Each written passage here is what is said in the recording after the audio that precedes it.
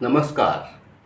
आज की प्रस्तुति एक प्रकृतिवादी विचारक रूसो के संबंध में। रूसो वह व्यक्तित्व है जो कि प्रारंभ से लेकर आज तक अपने इस प्रकृतिवादी स्वरूप की वजह से जाना जाता है। इन रूसो महोदय का जन्म 1712 में जेनेवा में हुआ और 1778 में फ्रांस में आपकी यह लीला समाप्त हुई।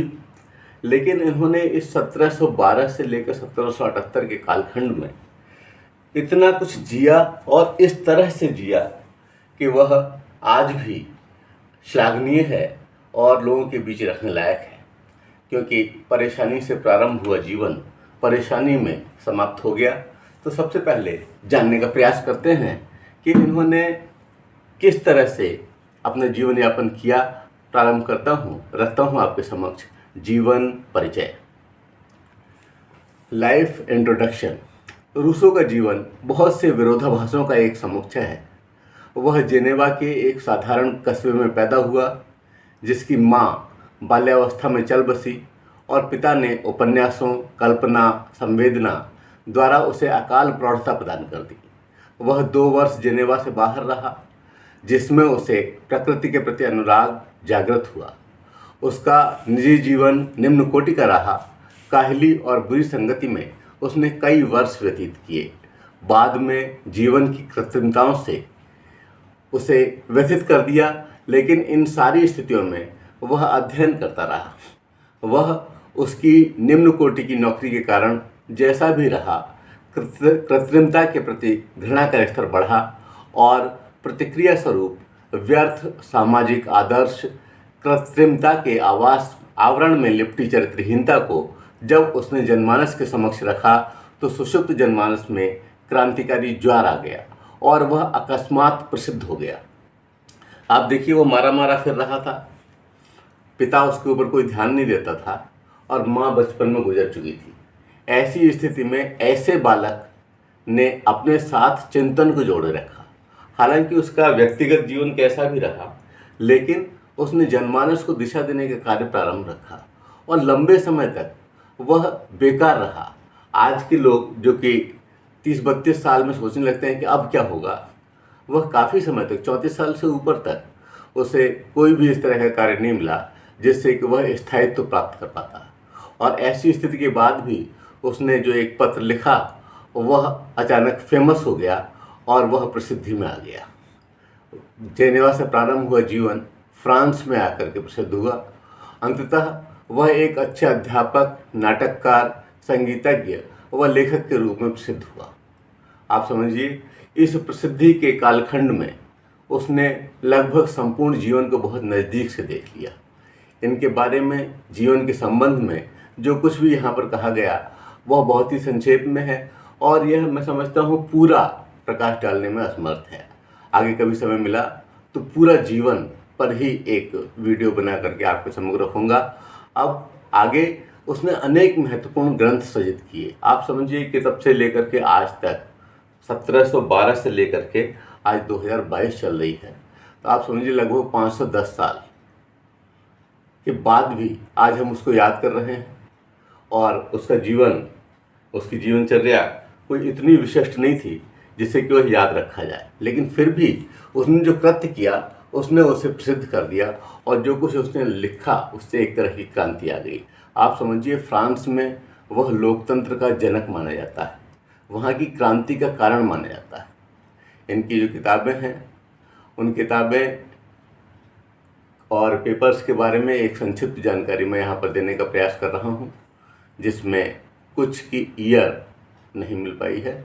पहला है projection for the education of M D Saint Marie. दूसरा discourse on the sciences and arts 1750 में प्रकाशित हुई। Origin of inequality among man 1755 में और डिस्कोर्स ऑन पॉलिटिकल इकोनॉमी 1755 में।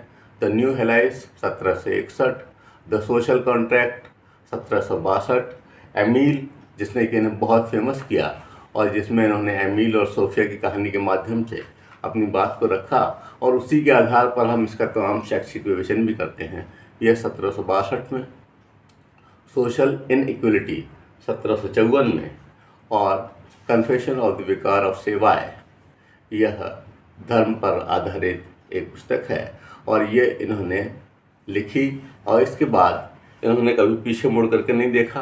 हालांकि इनका प्रारंभिक जीवन जैसा था, अंत में इनका जीवन उससे भी अधिक कष्टकर बीता। इन्होंने शिक्षा के संदर्भ में अपने विचार दिए हैं। शिक्षा के संदर्भ में इनके विचारों को हम इस प्रकार से क्रम दे सकते हैं। ये मानते हैं कि शिक्षा एक स्वाभाविक प्रक्रिया है, क्योंकि इन्होंने प्रकृति के बहुत समीप रह करके इस बात को माना और जाना कि व्यक्ति स्वभाव से गड़बड़ हो जाता है, क्योंकि एक समय के बाद उसमें विकार आ जाते हैं। इनका मानना था कि प्रकृति के संदर्भ में ही, प्रकृति के साथ ही बालक को रहना चाहिए और सामान्य रूप से शिक्षा उसको प्राप्त होगी। अगर मान लीजिए शिक्षा के देने में किसी को रोल प्ले करना ही है तो वह रोल प्ले पीछे से होना चाहिए, पर्दे के पीछे से होना चाहिए। इन्होंने इसलिए शिक्षा को एक स्वाभाविक प्रक्रिया माना कि इसे कम से कम कृत्रिमता से दूर रखा जाए। दूसरी बात ये कहते हैं कि शिक्षा के दो रूप इन्होंने बताया। एक तो सार्वभौमिक शिक्षा, राज्य द्वारा, जैसे कि प्लेटो की रिपब्लिक ग्रंथ में दी हुई है कि राज्य इसकी व्यवस्था करे, और इस व्यवस्था के क्रम में इस बात का ध्यान रखा जाए कि बालक को प्रताड़ित न किया जाए। बालक की शिक्षा व्यवस्था में अध्यापक का रोल पर्दे के पीछे रहे और वह उस वातावरण को बनाने के सर्जक के रूप में कार्य करे, न कि उसे आदेश देने वाले या अनुदेशक के रूप में। अगली बात, घरेलू शिक्षा, घर द्वारा शिक्षा दी जाए, जैसा कि एमिल में वर्णित है, जैसा कि इसको खुद मिली थी। और प्रारंभ में जब यह छोटा था तब माता तो इसकी खत्म हो गई थी और पिता ने इसके हाथ में उपन्यास थमा दिए थे। वह एक घड़ीसाज थे और उन्होंने विशेष रूप से इसके ऊपर ध्यान नहीं दिया। लेकिन बाद में जो 2 महीने का समय इसे प्रकृति के बीच रहने को मिला, उसने इसको पूरी तरह से आमूलचूल बदल दिया और उन्हीं के आधार पर इसने सार्वभौमिक शिक्षा और घरेलू शिक्षा 2 भागों में, 2 रूपों में शिक्षा को अभिव्यक्त किया है। तीसरी बात, आंतरिक शक्ति का विकास सच्ची शिक्षा। रूसो महोदय कहते हैं कि जो अंतर की शक्ति है उसका विकास शिक्षा के माध्यम से ही हो सकता है। इन्होंने कहा, true education is something that happens from with in the individual, it is an unfolding of his own latent powers.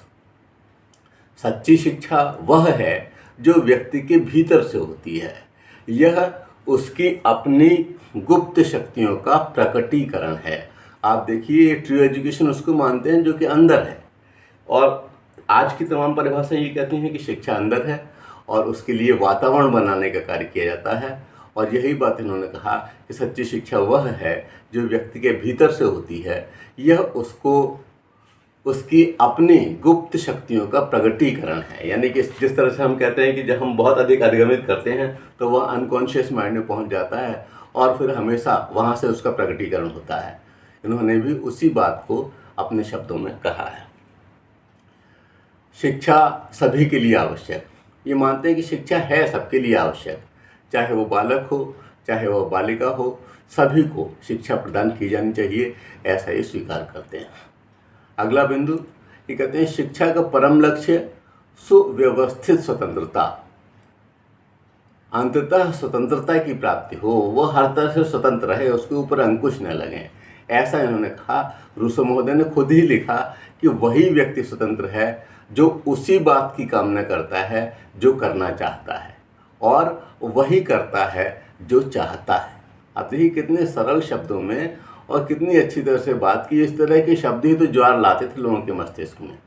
उसने जो कहा उसे एक बार पुनः सुनिए, पूरी तरह से समझ में आएगा कि वही व्यक्ति स्वतंत्र है जो उसी बात की कामना करता है जो करना चाहता है, और वही करता है जो चाहता है।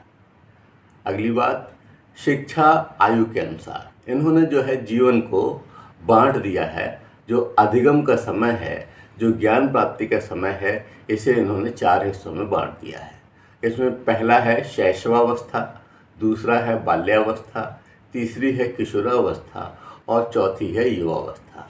तो आप देखिए कि शैशव अवस्था में किन चीज़ों को पढ़ाया जाए, कौन कौन सी चीज़ों को शामिल किया जाए, यह आयु के हिसाब से होगा।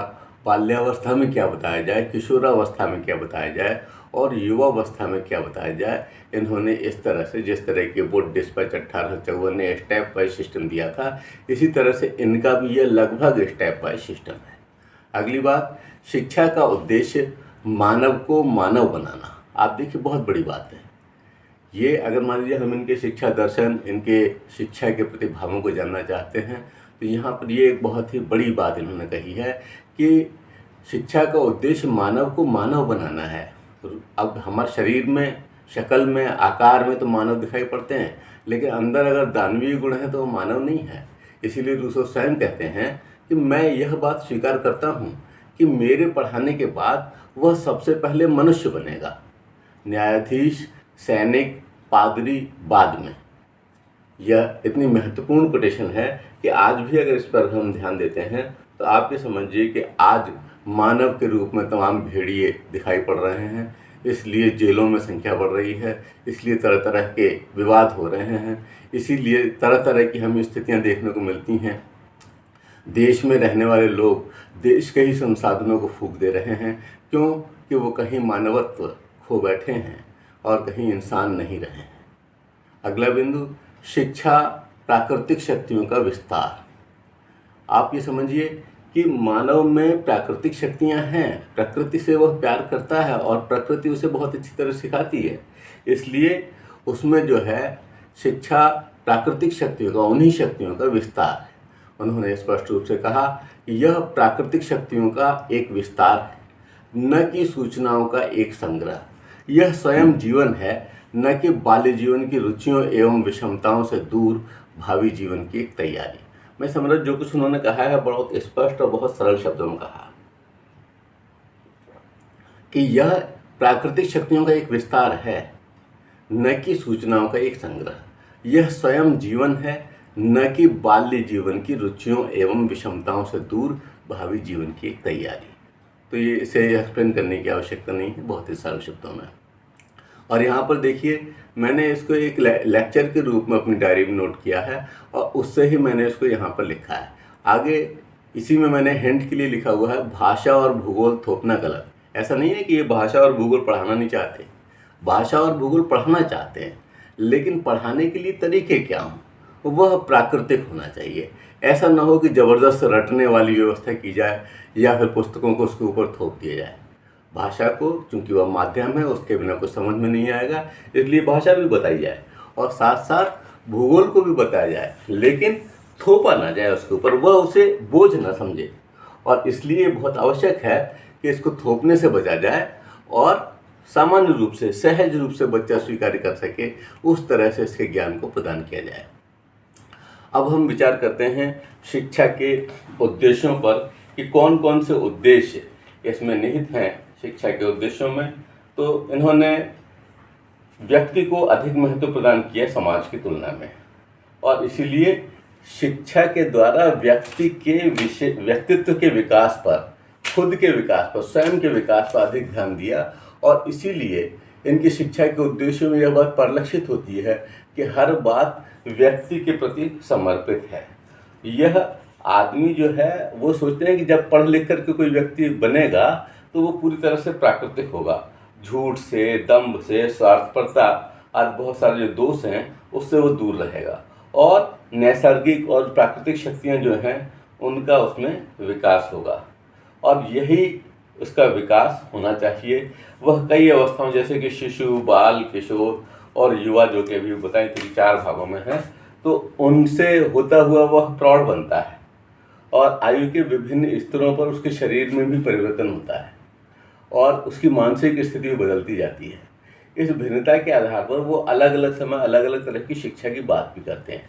तो सबसे पहला बिंदु हम लेते हैं शिक्षा के उद्देश्यों में, इंद्रिय प्रशिक्षण, सेंस ट्रेनिंग। ये कह रहे हैं कि इंद्रिय का प्रशिक्षण दिया जाए, इंद्रियां ही ज्ञान के द्वार हैं। लेकिन ये साथ साथ बिल्कुल साफ और स्पष्ट शब्दों में कहते हैं कि पुस्तकीय ज्ञान नहीं देना है, पुस्तकीय ज्ञान का ये विरोध करते हैं। और ये कहते हैं कि बच्चे का मतलब ये नहीं कि वो छोटा प्रौढ़ है, इसलिए उसे प्रौढ़ों के कर्तव्य या ज्ञान इस स्तर पर हमें बोध नहीं कराना चाहिए। बच्चा बच्चा ही है और बच्चे की बाल्यावस्था की एक प्रकृति है, उस प्रकृति के हिसाब से ही हमें उसके साथ जो है ज्ञान का शेयर करें और उसके ऊपर कुछ बोझ वो महसूस ना करें। इसलिए बहुत ज़रूरी है कि हम उसका इंद्रिय का प्रशिक्षण करें, क्योंकि उसे मजबूत बनाना बहुत आवश्यक है। अगर हम उसे मजबूत नहीं बनाएंगे तो वो शोषण का शिकार हो जाएगा। तो इंद्रिय प्रशिक्षण की व्यवस्था करें और बच्चे को बच्चे की तरह से ट्रीट करें। अगली बात यहाँ पर अगला उद्देश्य के रूप में लिया गया है शारीरिक विकास, फिजिकल डेवलपमेंट।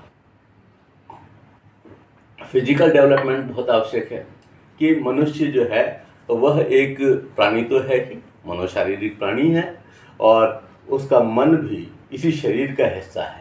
एक्चुअली मन क्या है? मन का मतलब होता है ब्रेन फंक्शनिंग। तो मस्तिष्क की क्रियाएं किस तरह की होंगी? जिस तरह की उसको ट्रेनिंग मिली होगी। तो हमें क्या करना है कि मस्तिष्क को इस तरह का बनाना है कि वो फिजिकल डेवलपमेंट के लिए हमेशा तैयार रहे। इन्होंने एक बार कहा भी कि असल में जो शारीरिक दुर्बलता है वही पाप की जननी है, और इनके शब्द थे कि all wickedness comes from weakness, the child should be made strong so that he will do nothing which will be bad. अगर मान लीजिए ऐसा नहीं होगा, अगर हम उसको मजबूत नहीं बनाएंगे तो बच्चा कमज़ोर हो जाएगा, और कमज़ोर का मतलब सारी बीमारियां, सारी विकेटनेस, सारी दुष्टता उसमें आ जाएगी। इसलिए शारीरिक विकास पर इन्होंने बहुत ध्यान दिया है। अगला बिंदु है इनका बुद्धि का विकास, डेवलपमेंट ऑफ इंटेलिजेंस। तो ये कहते हैं कि जब बच्चे की इंद्रियां ट्रेंड हो जाएंगी, इंद्रियां प्रशिक्षित हो जाएंगी, तो वह स्वभाव के अनुसार स्वयं ही सत्य की खोज कर लेगा। जिसकी तलाश के लिए उसका सारा का सारा अध्ययन है, सारा का सारा जीवन है, उसमें वह निपुण हो जाएगा और शिक्षा के अपने इस विशिष्ट उद्देश्य को प्राप्त कर पाएगा। वे चाहते थे कि किशोरावस्था पर बच्चों को इस तरह का पर्यावरण मिलना चाहिए जिससे कि वो खुद अध्ययन करें और खुद अध्ययन करके शोध करें, शोध में रुचि लें और स्वभाव के द्वारा वह अपने ज्ञान में और उत्तरोत्तर वृद्धि करते जाएं। अगला बिंदु है भावात्मक विकास, इमोशनल डेवलपमेंट। ये कहते हैं कि मानव विकास के प्रथम 3 स्तर जो हैं, आप समझिए उन्होंने 4 स्तर बताए थे, 4 स्तर में से अगर हम प्रथम के 3 स्तर लेते हैं तो उन 3 स्तरों पर जब वो बुद्धि का विकास हो जाए तो युवा स्तर पर उसके हृदय का विकास करना चाहिए। ये एक कीमती बात है कि 3 स्तरों पर हमने जो प्रयास किए वह बुद्धि के विकास से संबंधित थे, और चौथे स्तर पर उसके हृदय के विकास के लिए कार्य करें। और जब वह हृदय का विकास होगा उसका, तो ऐसी स्थिति में मानव के प्रति प्रेम जगेगा, सहानुभूति जगेगी, सहयोग करने की भावना जगेगी, और इस तरह के जब भाव उत्पन्न होंगे तो आप समझिए सारा का सारा समाज एक श्रेष्ठ समाज हो जाएगा। अगली बात जीवन कला यानी कि लाइफ आर्ट। तो लाइफ आर्ट यानी जीवन कैसे जिया जाए, जीवन जीने की कला क्या है। आज बहुत सारी संस्थाएं इस तरह की ट्रेनिंग दे रही हैं, लेकिन ये कहते हैं कि इसके लिए भी हमें बच्चे को तैयार करना चाहिए। और ये जानते थे कि बहुत सारे इस तरह के कटु सत्य हैं जिनकी व्याख्या शिक्षा की व्यवस्थाएं नहीं करती हैं, और इसलिए उसे जीवन की कला सिखाने के लिए उसे इस तरह के शिल्पों से जोड़ देना चाहिए जिससे कि वह अर्निंग कर सके और मजबूत हो सके। वो कहते हैं कि पुरुष और स्त्रियों की प्राकृतिक जो रचना है वो समान होते हुए भी उनके कार्यक्षेत्र अलग अलग हैं, और इसीलिए उन्हें अपने अपने कामों का प्रशिक्षण मिलना चाहिए। महिलाओं को अलग तरह का प्रशिक्षण मिलना चाहिए और पुरुषों को अलग तरह का प्रशिक्षण मिलना चाहिए। ये चाहते थे कि महिलाओं को गृह कार्य में दक्ष बनाने के लिए बहुत सारे प्रशिक्षण हो, और पुरुषों को जो व्यवसाय चल रहे हैं उन व्यवसाय से संबंधित प्रशिक्षण दिया जाए और उनके जीवन को इस तरह का बने दिया जाए जिससे कि वह जीवन यापन आराम से कर सकें। अगली बात है अधिकार रक्षा, प्रोटेक्शन ऑफ राइट्स। रूसो उस समय के समाज में इसका खुद का बहुत शोषण हुआ था और इसने उस बात को महसूस किया था। तो ये चाहते हैं कि शिक्षा के द्वारा मनुष्य के शरीर का शारीरिक विकास हो, इंद्रिय को प्रशिक्षण मिले, बौद्धिक विकास हो, और तरह तरह के ऊपर के सारे विकास यह शिक्षा के उद्देश्यों में रखते हैं। और कहते हैं कि मानव सुखपूर्वक किस तरह से जी सकता है, जब वह अपने अधिकारों की रक्षा करने में समर्थ हो जाएगा तब वह सुखपूर्वक जी पाएगा, ऐसा इनका मानना था। इसलिए अधिकार रक्षा के लिए भी समर्थ बनाए शिक्षा, वह शिक्षा ही अच्छी शिक्षा की श्रेणी में आएगा, ऐसा रूसो महोदय ने स्वीकार किया। और शिक्षा के उद्देश्यों में अंतिम उद्देश्य के लिए यहाँ पर मैंने लिखा हुआ है व्यक्तित्व विकास, यानी पर्सनालिटी डेवलपमेंट। पर्सनालिटी डेवलपमेंट बहुत आवश्यक है। और ये किस तरह के पर्सनालिटी का निर्माण करना चाहते हैं? चाहते हैं कि स्वतंत्र व्यक्तित्व का निर्माण हो। मनुष्य समाज, धर्म और राज्य, इन तीनों के शिकंजे में दबा हुआ, तो उसने ऐसा महसूस किया। और उसने ये महसूस किया कि मनुष्य जो है जन्म से स्वतंत्र पैदा होता है, लेकिन जन्म से स्वतंत्र पैदा होते ही वह तमाम तरह के बंधनों में जकड़ जाता है। जब वह यहाँ इस शरीर में आता है तो आप देखिए तमाम तो रिश्तों के बंधन ही आ जाते हैं।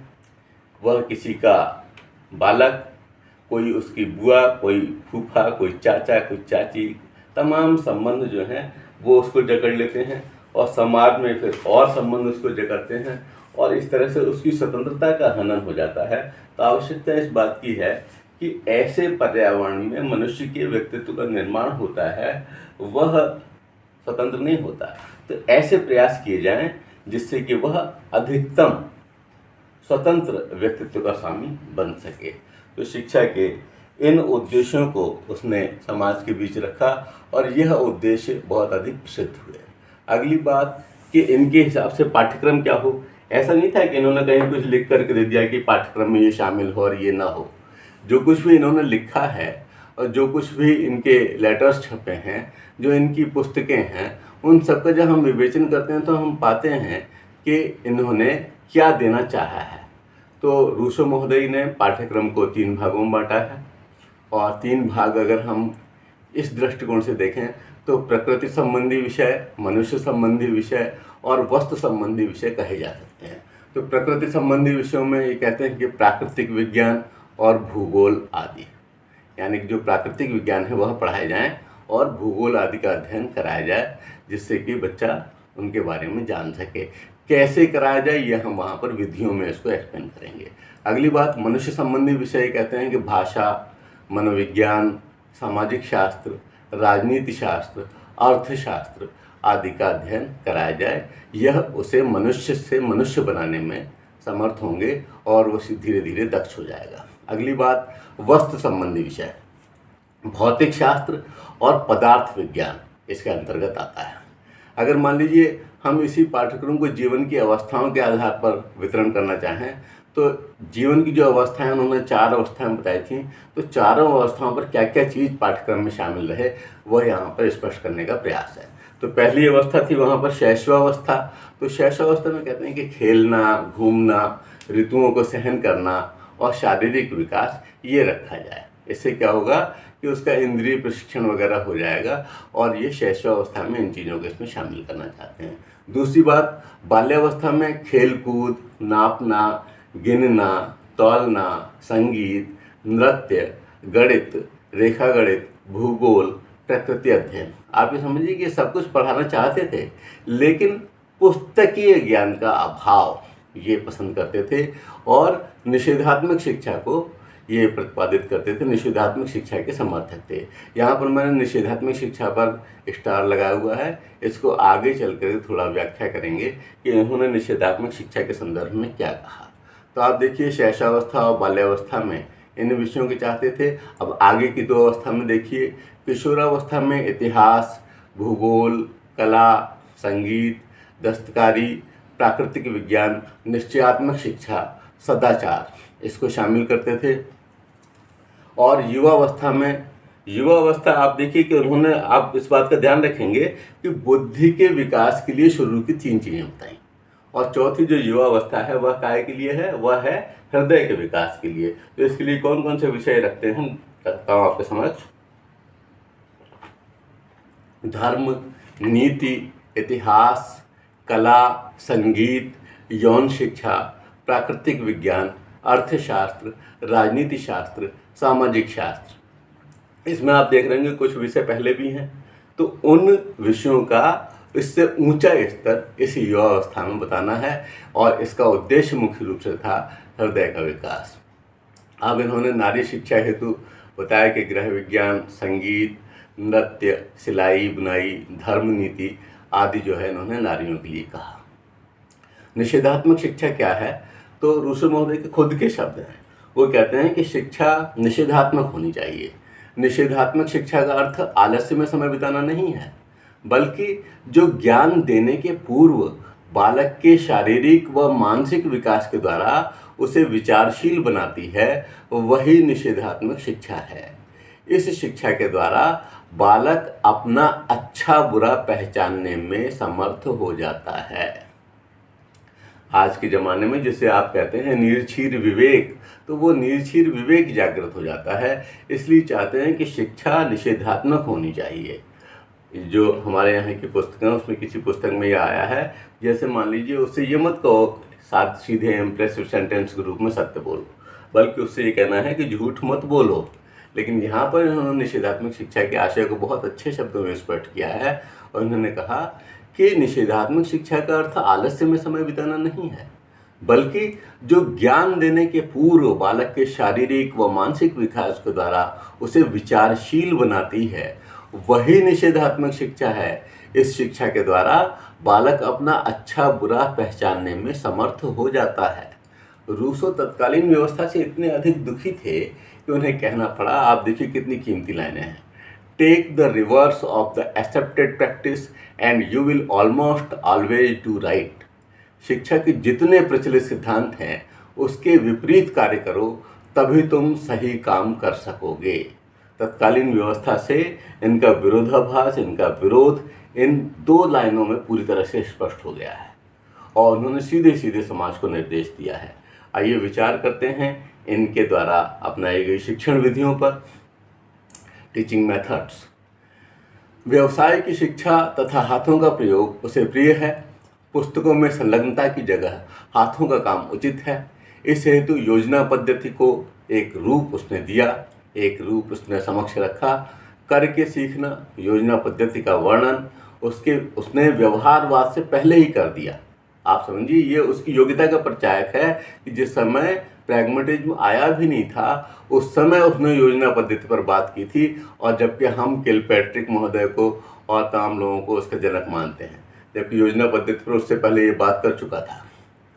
केवल भाषण व आदेशात्मक शिक्षा का वह विरोधी था।